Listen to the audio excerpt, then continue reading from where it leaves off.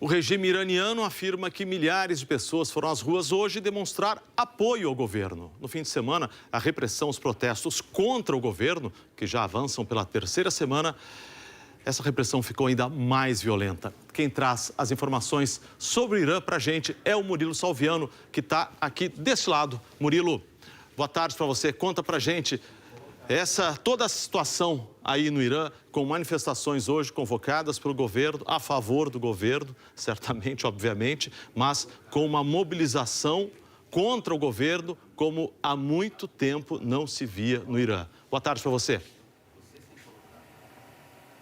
Exatamente, Kovalik. Boa tarde para você, para todos. A partir de agora temos aí um novo elemento, nesse cenário instável do Irã, que são as passeatas pró-governo, convocadas pelas autoridades. Ainda não tem como saber se essas manifestações vão ser numerosas, persistentes, como aquelas contra o governo. Mas as imagens impressionam. Lembrando aí que essas imagens foram divulgadas pela TV estatal, que é controlada pelo regime. São milhares de pessoas carregando ali bandeiras do país, livros sagrados. As agências internacionais não conseguiram verificar a quantidade de gente, porque as comunicações continuam bloqueadas desde quinta-feira por ordem do governo. Não tem internet, não tem telefone. Acompanhar o que acontece dentro do Irã é um desafio. Há mais de 40 anos, o governo está sob o comando de um regime radical islâmico.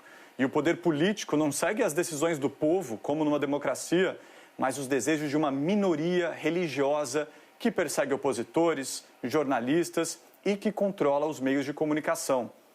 Na semana passada eu contei aqui no JH que o governo britânico declarou apoio aos grupos que fazem manifestações pacíficas contra o regime iraniano, certo? Itália, França, Alemanha foram nessa mesma linha e agora o Irã convocou os embaixadores desses países para uma conversa, está pedindo para que eles retirem esse apoio oficialmente. Mas olha, nada indica que a Europa vai recuar, viu? Inclusive hoje o bloco europeu disse que está preparado aí para instaurar sanções ainda mais duras contra o regime iraniano, caso a repressão nas ruas continue violenta. As autoridades do Irã, pelo menos oficialmente, não demonstraram medo dos europeus, disseram que estão preparados para a guerra e também para o diálogo. E em relação aos Estados Unidos, que prometeram intervir diretamente no Irã se o país passasse a matar manifestantes, os parlamentares iranianos disseram que se os americanos atacarem, eles vão mirar artilharia contra Israel e as bases americanas no Oriente Médio. Mas, pelo menos nesse momento, todos os lados se mostram inclinados ao diálogo. O governo do Irã afirma que a situação hoje no país está totalmente sob controle e que a internet será reestabelecida logo. O ministro das Relações Exteriores disse a diplomatas estrangeiros que a fase mais crítica já passou. Na interpretação dele, os protestos se tornaram mais violentos no fim de semana porque Trump havia dito que se pessoas fossem mortas, os Estados Unidos iriam intervir no Irã. E que, segundo ele, houve uma tentativa deliberada de criar o caos para aumentar o número de mortos.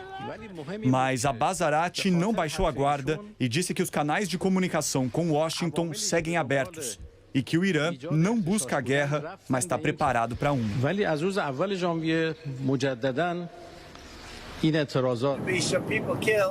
Ontem à noite, Donald Trump disse que o Irã entrou em contato para negociar. O presidente americano afirmou que uma reunião está sendo organizada, mas que pode agir antes disso, diante do que chamou de repressão violenta.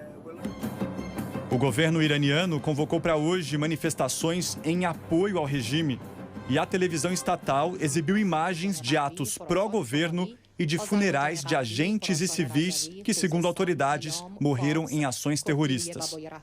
Do lado dos manifestantes, os vídeos feitos das ruas mostram dezenas de sacos mortuários.